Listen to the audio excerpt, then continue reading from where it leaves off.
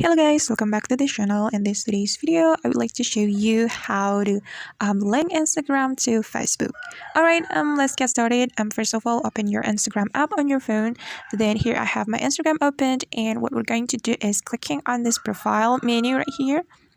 Then on the profile menu, you have to tap on this button on the top right corner of your screen. Then there will be several options for us. Then we have to choose settings menu. On the settings menu, we have to click on account. It's right here. Just tap on it and then choose sharing to other apps. Alright, and we are going to share to Facebook. So just click on Facebook option.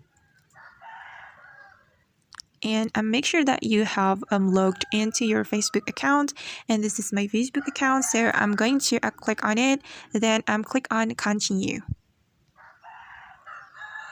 Alright, then you can click on yes, finish adding, and wait for a moment guys. Alright, and we can activate this button. If we click on this button, it means that our Instagram story will be automatically shared to Facebook. But you can also skip this step. It's up to you. You can choose it as you want. And that's how we can link Instagram account to Facebook account. I hope this video will help you. Thank you so much for watching, and see you on the next video.